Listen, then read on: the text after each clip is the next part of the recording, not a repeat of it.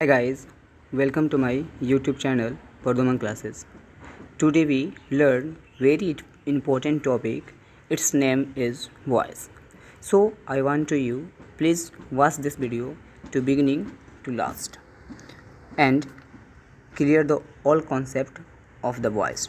Okay, now let's start it now.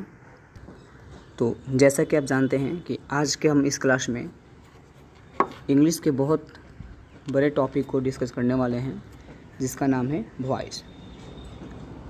दोस्तों आज हम सभी वॉइस में पास्ट परफेक्ट टेंस पढ़ने वाले हैं।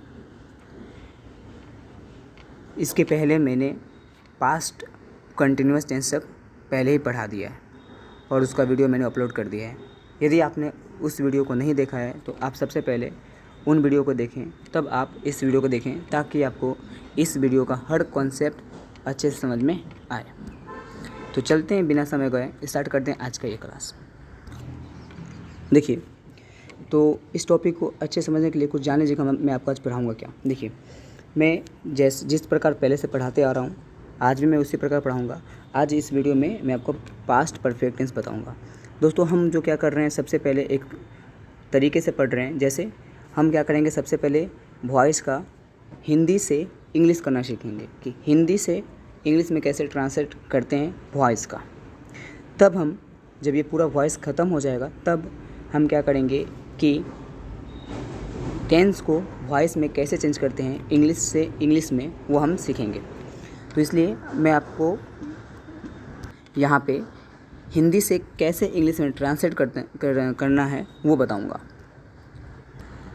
और ये मेरी गारंटी है कि अगर आपने सभी वीडियो को देख लिया है, उसके बाद आप ये वीडियो को देख रहे हैं, तो आपको वॉइस प्रॉपर तरीके से आएगा और आप इस प्रकार सीखेंगे कि आप लाइफ टाइम तक इसको याद रखने वाले हैं।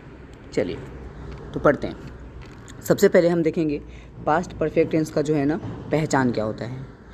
ठीक है, इंट्रोडक्शन देखते हैं पास्ट परफेक्ट टेंस का क्या है इंट्रोडक्शन। देखिए, सबसे पहले हम देखते हैं कि पास्ट परफेक्ट टेंस यहाँ पे लिखा हुआ है। जो पास्ट परफेक्ट टेंस का पहचान होता है, चुका था, चुकी थी, चुके थे, या आ था, ई थी, ए थे, ये हमारी पहचान है।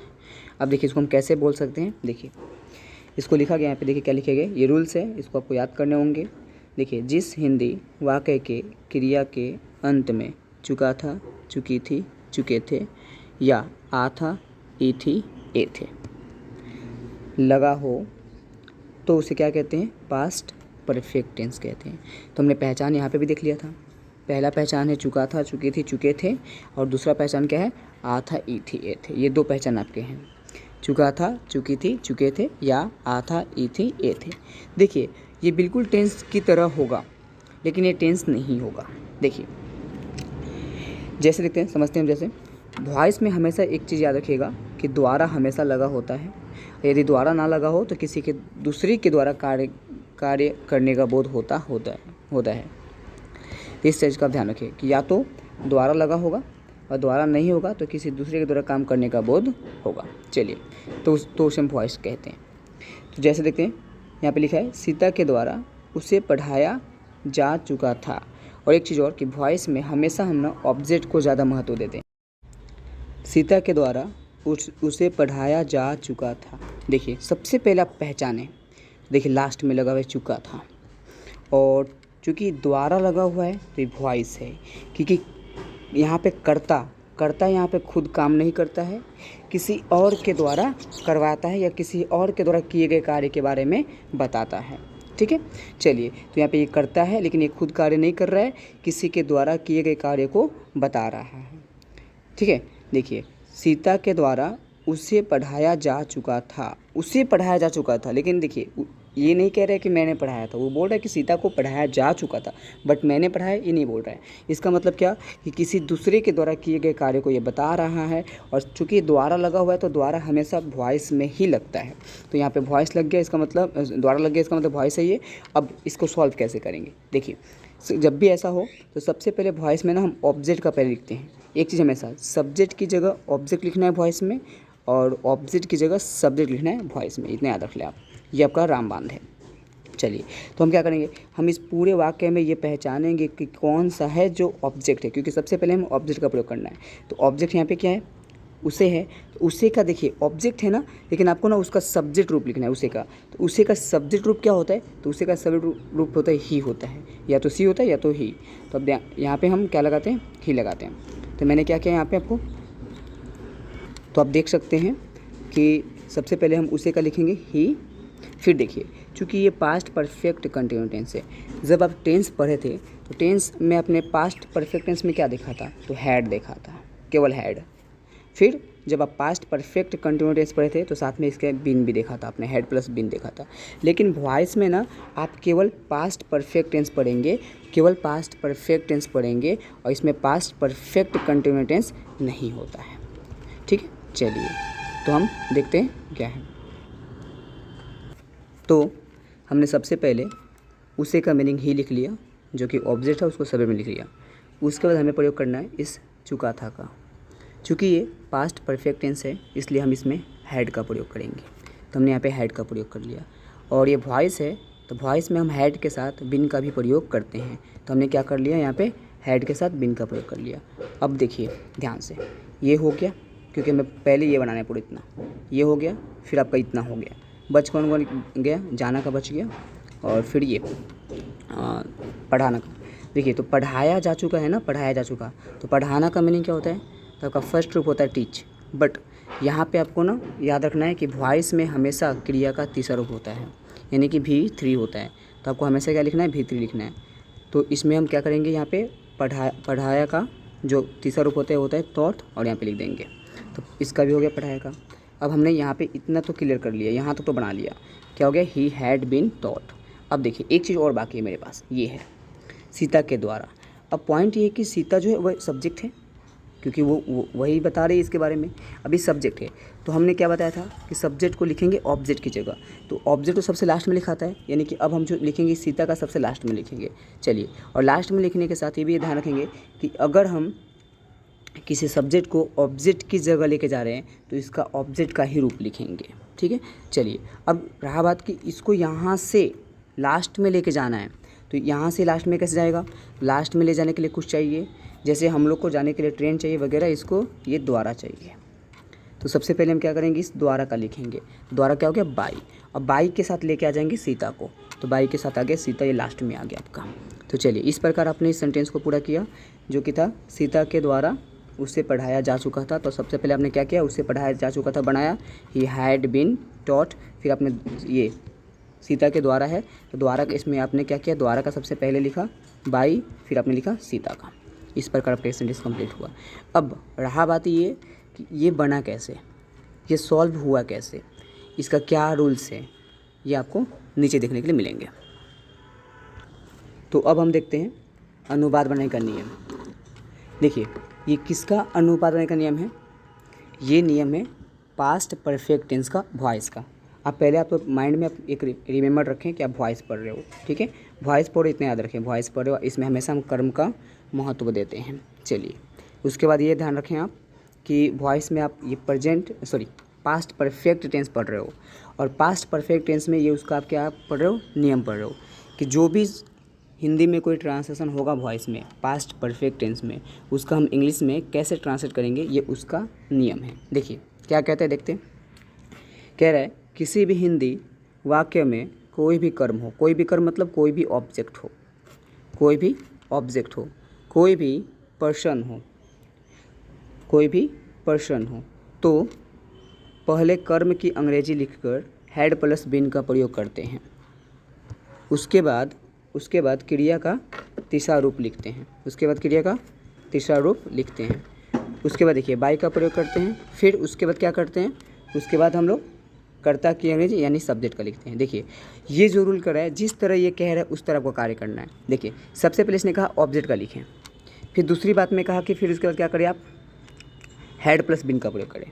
फिर तीसरे में कहा कि आप क्रिया का तीसरा रूप लिखें। फिर चौथी बार में कहा कि आप सब्जेक्ट का लिखें। तो ये 4 स्टेप है जिसके द्वारा आप क्या कर सकते हैं, बना सकते हैं। फोर्थ नंबर में बाई है, और उसके बाद आपको 5th नंबर में सब्जेक्ट है। चलिए देखते हैं, इसको हम समझते हैं एक सेंटेंस के द्वारा, एक एग्जाम्पल के द्वारा। देखिए एग्जाम्पल है, तुम्हारे द्वारा उसे पीटा गया था। तो सबसे पहले हम पहचानने की कोशिश करते हैं कि कौन सा टेंस है। तो हम यहाँ पे देख पा रहे हैं लास्ट में लगा है आ था। तो हमारा पास्ट परफेक्ट टेंस का पहचान होता है चुका था, चुकी थी, चुके थे, और दूसरा पहचान होता है आ था, ई थी, ए थे, जिसमें कि हमारा ये यहाँ पे देख सकते हैं आ था आ चुका है। तो आ था है तो इसका मतलब ये पास्ट परफेक्ट टेंस है। अब अगर ये पास्ट परफेक्ट टेंस है तो पास्ट परफेक्ट टेंस का अनुवाद बनाने का नियम क्या कहता है कि पहले किसका लिखो, पहले ऑब्जेक्ट लिखो। तो हम क्या करेंगे, सबसे पहले सेंटेंस में पहचानेंगे कि कौन सा है जो कि ऑब्जेक्ट है। देख लेते हैं, तुम्हारे द्वारा उसे पीटा गया। अब ये तो बता रहा है, देखिए तुम्हारे द्वारा उसे पीटा गया, ठीक है। कोई है जो बता रहा है कि तुम्हारे द्वारा उसे पीटा गया, कोई बता रहा है। अब जो बता रहा है वो तो कार्य नहीं कर रहा है, बल्कि वो बता रहा है कि तुम्हारे द्वारा उसे पीटा गया, ठीक है। तो उसे पीटा गया है ना, ये हमारा मेन हो गया, क्योंकि हमारे ए ऑब्जेक्ट हो गया। तो काम किस पे किया जा रहा है, जिस पे कार्य करते हैं वही ऑब्जेक्ट होता है। तो पीटने का काम हम लोग उस पर कर रहे हैं, तो ये उससे हमारा क्या हो गया, ऑब्जेक्ट हो गया। तो सबसे पहले बनाएंगे हम ये वाला पार्ट, यानी उसे पीटा के बनाएंगे सबसे पहले। देखिए उसे का मीनिंग क्या हो जाएगा, ही। फिर मैंने बताया था आपको पास्ट परफेक्ट टेंस में हेड प्लस बिन होता है वॉइस में, तो हमने क्या कर लिया, फिर लगा लिया हमने हेड प्लस बिन लगा लिया। चलिए तो हेड प्लस बिन भी हो गया। उसके बाद कह रहा है क्रिया का तीसरा रूप लिखें। तो क्रिया कौन सा है इसमें, तो क्रिया पीटना है। पीटना का फर्स्ट रूप होता है बिट और तीसरा रूप होता है बिटेन। तो हमने क्या कर लिया, यहाँ पे बिटेन लिख लिया। फिर बच कौन सा गया, देखिए हमने इतना पार्ट तो बना लिया, सॉल्व कर लिया, बच गया ये वाला तुम्हारे द्वारा। तो हमने क्या बोला था, इन दोनों में सबसे पहले कौन सा लिखाएगा, तो सबसे पहले द्वारा का लिखेंगे। द्वारा क्या होता है, बाई होता है। चलिए बाई भी हो गया। लास्ट बच्चों का क्या, तुम्हारे का हम लोग क्या रखेंगे, चूँकि देखिए एक सेकेंड, ये सब्जेक्ट की जगह है, इसको हम लेके जा रहे हैं ऑब्जेक्ट की जगह, तो हम इसका ऑब्जेक्ट लिखेंगे। तो यू का ऑब्जेक्ट क्या होता है, तो यू का ऑब्जेक्ट यू ही होता है, इसलिए हमने यू लिख रखा। चलिए आई थिंक आपको समझ में आ गया होगा। चलिए अब इसका एक सबसे मोस्ट इम्पॉर्टेंट पॉइंट है वो देख लेते हैं, स्ट्रक्चर। देखिए किसी भी सेंटेंस का अगर आपको सॉल्व करना है और उसका स्ट्रक्चर याद है तो आप आसानी से आप उसको सॉल्व कर पाते हैं। चलिए तो यहाँ पे क्या है स्ट्रक्चर देखते हैं। सबसे पहले आपको ऑब्जेक्ट लिखना है, फिर हेड प्लस बिन का प्रयोग करना है, फिर क्रिया का तीसरा रूप लिखना है, फिर बाई का प्रयोग करना है, फिर सब्जेक्ट लिखना है। ये आपका स्ट्रक्चर है, आप इसे याद रखें। चलिए तो आई थिंक आपको ये समझ में आया होगा कि रूल्स क्या कह रहे हैं। अगर आपको ये रूल्स समझ में आया तो कमेंट में ज़रूर लिखें। चलिए आगे चलते हैं, देखते हैं अगला टॉपिक क्या है इसका, पास्ट परफेक्ट टेंस का। तो आगे आपके पास एक बहुत ही मोस्ट इम्पॉर्टेंट पॉइंट है पास्ट परफेक्ट कंटिन्यूअस में, जिसका क्या नाम है, नेगेटिव सेंटेंस। अब देखिए एक चीज़, ये आपका नेगेटिव सेंटेंस है और इसका हिंदी क्या होता है आप देख लो यहाँ पे, नकारात्मक वाक्य। चलिए नकारात्मक का मतलब होता है कि किसी भी वाक्य में नेगेटिव बातें करना, जैसे नहीं लगा हो, अगर किसी वाक्य में नहीं लगा हो इसे हम कहेंगे नेगेटिव सेंटेंस। ओके चलिए देखते हैं क्या कह रहा है। जब वाक्य के बीच में नहीं लगा हो तो पहले कर्म की अंग्रेजी लिखकर हैड प्लस नॉट प्लस बिन का प्रयोग करते हैं। पहले हम कर्म लिखेंगे, पहले ऑब्जेक्ट लिखेंगे, फिर हम हैड प्लस नॉट प्लस बिन का प्रयोग करेंगे। उसके बाद कह रहा है कि क्रिया का तीसरा रूप मतलब भी फोर लिखेंगे। उसके बाद कह रहा है कि आप क्या करेंगे, बाई का प्रयोग करेंगे, फिर उसके बाद आप सब्जेक्ट का अंग्रेजी लिखेंगे, मतलब कर्ता की अंग्रेजी लिखेंगे। देखिए इसमें कितने काम है वो देख लीजिए आप। सबसे पहला काम है आपका, यहाँ पे कह रहे हैं कि सबसे पहले आप कर्म के लिखिए। कर्म मतलब ऑब्जेक्ट, सबसे पहले आप ऑब्जेक्ट का लिखेंगे फर्स्ट में। सेकेंड काम आप हैड प्लस नॉट प्लस बिन का प्रयोग करेंगे। थर्ड में आप करेंगे क्रिया का तीसरा रूप, और फोर्थ में करेंगे बाई का प्रयोग, और फिफ्थ में करेंगे सब्जेक्ट का। इस प्रकार आप पूरे रूल्स को फॉलो करेंगे तो आपका जो भी पास्ट परफेक्ट टेंस का ट्रांसलेशन होगा वॉइस में वो बन जाएगा। देखिए इसे एक एग्जाम्पल से और बेहतरीन तरीके से समझते हैं। देखिए एग्जाम्पल है, तुम्हारे द्वारा गेंद खेला जा चुका था। अब देखिए इस सेंटेंस में क्या है कि लास्ट में लगा है चुका था, तो चुका था लगा है, तो इससे हमें समझ में ये आ रहा है कि ये पास्ट परफेक्ट टेंस है। दूसरी बात हमें ये देखना है कि यहाँ पे नहीं लगा हुआ है, यानी कि ये पास्ट परफेक्ट टेंस का नेगेटिव सेंटेंस है। और तीसरी बात ये देख सकते हैं आप, यहाँ पे द्वारा लगा है, इससे ये पहचान में आता है कि ये एक वॉइस है। अब चलिए वॉइस है और एक प्रॉपर तरीके से देख सकते हैं और पहचान सकते हैं क्या, कि तुम्हारे द्वारा गेंद नहीं खेला जा चुका है। देखिए कोई बोल रहा है कि तुम्हारे द्वारा गेंद नहीं खेला जा सका है। अब जो आदमी बोल रहा है वो खुद काम नहीं कर रहा है, बल्कि किसी के द्वारा बता रहा है कि ये काम नहीं किया गया है। ठीक है, तो यानी कि जो आदमी बोल रहा है यानी कि वो सब्जेक्ट हो गया, लेकिन काम उसने नहीं किया है, ये किसी और के द्वारा किए गए कार्य को बताया है। इसलिए हम सबसे पहले इसमें प्रयोग जो करेंगे वो हम करेंगे ऑब्जेक्ट का। अब हमें सबसे पहले पता है कि इसमें कह रहे हैं कि ऑब्जेक्ट लिखेंगे, पहले कर्म लिखेंगे। अब क्या करेंगे, इस सेंटेंस में पहचानेंगे कि कौन सा है जो ऑब्जेक्ट है। तो इस सेंटेंस में कौन सा ऑब्जेक्ट है देख सकते हैं, तुम्हारे द्वारा गेंद नहीं खेला जा चुका था। तो गेंद देखिए, गेंद नहीं खेला जा चुका था वो देखिए। एक और चीज़ पहचानने का तरीका आसान है कि ऑब्जेक्ट पहचानने के बाद द्वारा के बाद जो होता है वो ऑब्जेक्ट होता है। ठीक है, चलिए अब आइए देखिए, तो हम समझ गए कि गेंद जो हमारा ऑब्जेक्ट है और यहाँ से हमें पहले इसको बनाना है। गेंद नहीं खेला जा चुका था, पहले हमें ये बनाना है। तो गेंद का क्या होता है, अब चूँकि गेंद को गिन सकते हैं इसलिए उसके पहले क्या लगा दिया गया, ए लगा दिया गया। तो ए बॉल हो गया सबसे पहले गेंद का। फिर हम क्या करेंगे, इस लास्ट वाले का देखते हैं कि हेल्पिंग वर्ब क्या होता है। तो यहाँ पे कहा गया हमसे कि हेड प्लस नॉट प्लस बिन का प्रयोग करें। चलिए, तो अब देखेंगे कि एक गेंद है, तो एक गेंद के साथ क्या लगेगा, हेड ही लगेगा। तो हेड लग चुका। तो ए बॉल हैड, फिर नेगेटिव सेंटेंस के लिए क्या होता है, नॉट, फिर हमने नॉट लगा दिया। फिर यहाँ पे बिन का प्रयोग कहा गया तो बिन का प्रयोग कर लेंगे क्योंकि ये पास्ट परफेक्ट टेंस है और वॉइस में पास्ट परफेक्ट टेंस में हेड प्लस बिन का प्रयोग होता है। चलिए, तो हमने क्या कर लिया, हेड का प्रयोग कर लिया, फिर नॉट का प्रयोग कर लिया, फिर बिन का प्रयोग कर लिया। उसके बाद देखिए, उसके बाद कहा गया हमसे कि क्रिया का तीसरा रूप लिखें, मतलब वर्ब का थर्ड फॉर्म लिखें। इसमें क्रिया कौन है पूरे में, तब देख सकते हैं खेलना एक क्रिया है। खेलने का फर्स्ट रूप क्या होता है, प्ले, लेकिन यहाँ पे हमें थर्ड रूप लिखना है। तो थर्ड रूप क्या हो जाएगा, प्लेड हो जाएगा। उसके बाद क्या है, हमें एक चीज़ और बच गई, ये वाला तुम्हारे द्वारा। तो सबसे पहले हम द्वारा का क्या लिखेंगे, बाई लिखेंगे। फिर जो बच गए तुम्हारे, उसका सबसे लास्ट में लेके चलाएंगे यू। तुम्हारे का जो ऑब्जेक्ट है वो यू ही होता है। चलिए, अब इसका एक और टॉपिक जो आपका इंपॉर्टेंट वो क्या है, स्ट्रक्चर देख सकते हैं आप। ऑब्जेक्ट है, फिर हेड है, फिर नॉट है, फिर बिन। एक चीज़ हमेशा ध्यान देने वाली बात है कि जो ये बिन का प्रयोग आप करेंगे वो हमेशा नॉट के बाद करेंगे। जब भी आप बिन का प्रयोग करेंगे हमेशा नॉट के बाद करेंगे, इस बात को आप ध्यान रखें। चलिए, अब देख सकते हैं आप, object plus had plus not plus been plus V3 plus by plus subject है। ये आप इसको याद कर ले, रिमेंबर कर ले, जो भी करना वो कर ले। वैसे आप अगर ये याद करके रखें तो इसकी कोई ज़रूरत नहीं याद करने की, क्योंकि सारी बातें इसके अंदर बताई गई है। चलिए, अब देखते हैं और आगे क्या है इसका टॉपिक। पास्ट परफेक्ट टेंस में और कौन से टॉपिक मिल सकते हैं हमें पढ़ने के लिए। चलिए, तो अब हम देखते हैं अगला टॉपिक जो हमारा है वो है इंट्रोगेटिव सेंटेंस। तो सबसे पहले हम ये देखते हैं कि इंट्रोगेटिव सेंटेंस होता क्या है। किसी भी वाक्य के शुरू में अगर क्या लगा हो तो उसे हम कहते हैं इंट्रोगेटिव सेंटेंस।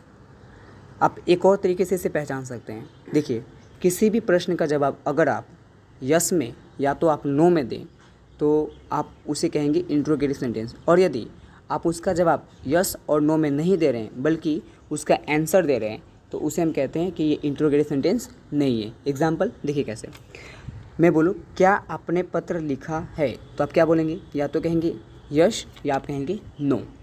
लेकिन मैं अगर ऐसे पूछूंगा कि आपने क्या लिखा है, तो आप बोलोगे कि आपने पत्र लिखा है, आपने कहानी लिखा है, जो भी आपने किया है उस काम को आप बताएंगे। जब आप किसी क्वेश्चन का जवाब अगर आप देते हैं, उसका जवाब यस और नो में नहीं देते हैं, किसी उसका आंसर बोलते हैं, तो वो हमारा इंट्रोगेटिव सेंटेंस नहीं कहलाता है। और यदि आप किसी भी सेंटेंस का जवाब यस या नो में देते हैं तो वो हमारा इंट्रोगेटिव सेंटेंस कहलाता है। तो चलिए देखते हैं इंट्रोगेटिव सेंटेंस है क्या। देखिए, हमारे ये पास्ट परफेक्ट टेंस का इंट्रोगेटिव सेंटेंस है। क्या कह रहे देखते हैं, जब वाक्य के शुरू में क्या लगा हो तो पहले हेड का प्रयोग करते हैं, उसके बाद जो है हम लोग कर्म का लिखते हैं, और उसके बाद नॉट प्लस बिन का प्रयोग करते हैं, और उसके बाद क्रिया का तीसरा रूप लिखते हैं, फिर उसके बाद हम लोग बाई का प्रयोग करते हैं, फिर उसके बाद जो लास्ट में सबसे बाद में हम लोग सब्जेक्ट की अंग्रेजी लिखते हैं या फिर कर्ता की अंग्रेजी लिखते हैं। चलिए, अभी जो भी रूल्स कह रहा है उसको अच्छे समझिए। पहले क्या करना है आपको, तो अगर वाक्य के शुरू में क्या लगा, जब शुरू में क्या लग जाएगा तो वो इंट्रोगेटिव सेंटेंस कहलाएगा। और इंट्रोगेटिव सेंटेंस में सबसे पहले हमने हेल्पिंग वर्ब का प्रयोग करते हैं। हेल्पिंग वर्ब इसमें हेड होता है, इसलिए हेड को लेके आएंगे, लेकिन बिन अपने जगह रहेगा, बिन वहाँ से नहीं हटेगा, बिन जो है वो अपने जगह पर ही रहेगा। चलिए, तो सबसे पहले हम हेड का प्रयोग करेंगे, फिर उसके बाद कर्म की अंग्रेजी लिखेंगे यानी ऑब्जेक्ट का लिखेंगे, फिर उसके तुरंत बाद क्या करेंगे, नॉट प्लस बिन का प्रयोग करेंगे, फिर तुरंत उसके बाद क्या करेंगे, यहाँ पे क्रिया का तीसरा रूप लिखेंगे, उसके बाद बाई का प्रयोग करेंगे, फिर उसके बाद सब्जेक्ट की अंग्रेजी लिखेंगे। चलिए, इसको समझते हैं एक एग्जाम्पल से। देखिए, यहाँ पे लिखा हुआ है क्या उसके द्वारा वह घर बेचा जा चुका था। अब ये देखिए, यह एक इंट्रोगेटिव सेंटेंस है। कैसे, क्योंकि वाक्य के शुरू में क्या लगा हुआ है। जब भी वाक्य के शुरू में क्या लगा हो तो वो इंट्रोगेटिव सेंटेंस कहलाता है। अब ये किसका इंट्रोगेटिव सेंटेंस है, पास्ट परफेक्ट टेंस का। तो सबसे पहले इसका रूल क्या कह रहे हैं कि सबसे पहले आप हेड का प्रयोग करें, और ये आपको बात अच्छे से पता है कि हम सबसे पहले इसमें ऑब्जेक्ट जो होता है उसके बाद ट्रांसलेट बनाते हैं। तो हमारे ऑब्जेक्ट जो है वह घर है, ठीक है। तो इसको सबसे पहले हम ट्रांसलेट करेंगे, वह घर बेचा गया। उसके द्वारा, जब भी द्वारा लगाओ ना, द्वारा के पहले वाला छोड़ देते हैं और उस द्वारा के बाद जो बच गया उसको सॉल्व करते हैं। तो द्वारा के बाद क्या है, ये सब है, तो इसको सॉल्व करें आप। तो लिखा है वह घर बेचा जा चुका था।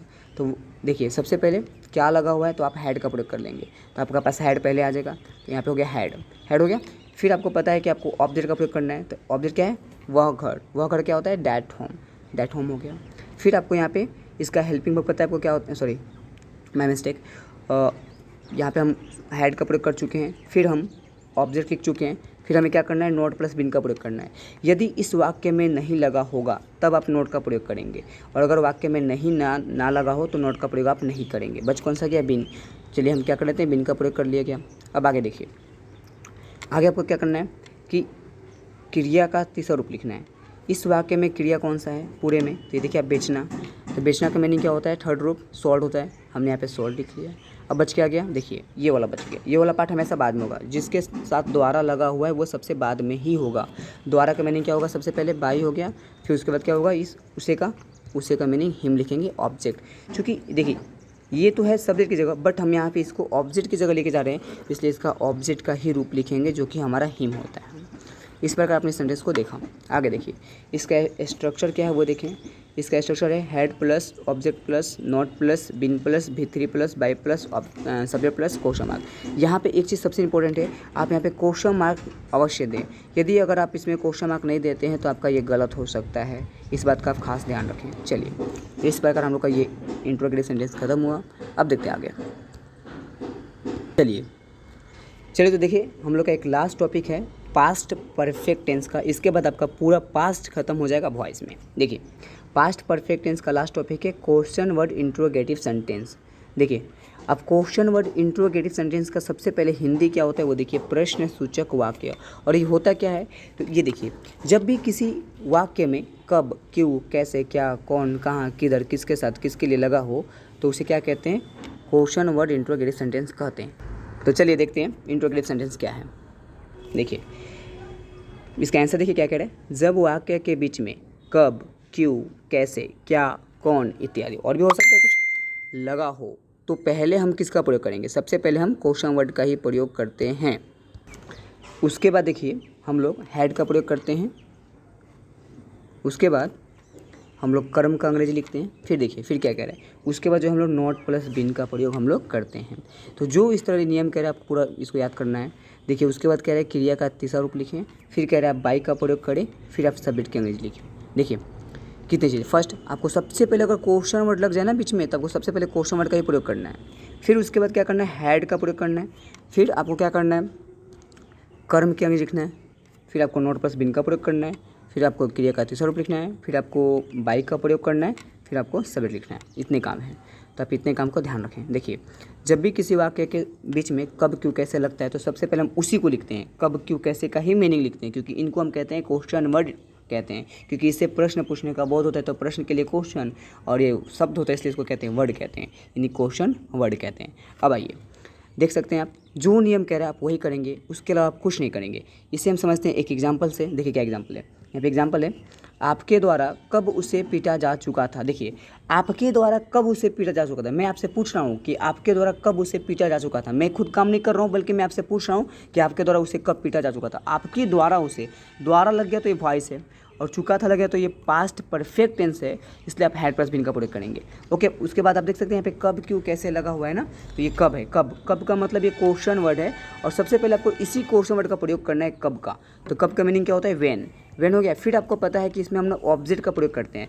ऑब्जेक्ट कौन सा है हमारा, ऑब्जेक्ट है यहाँ पे उसे का क्या होता है, सॉरी ऑब्जेक्ट से पहले माय मिस्टेक। सबसे पहले आप क्या करेंगे, वेन का प्रयोग करेंगे, मतलब क्वेश्चन वर्ड का प्रयोग करेंगे। और क्वेश्चन वर्ड के जस्ट बाद क्या करेंगे, आप हैड का प्रयोग करेंगे।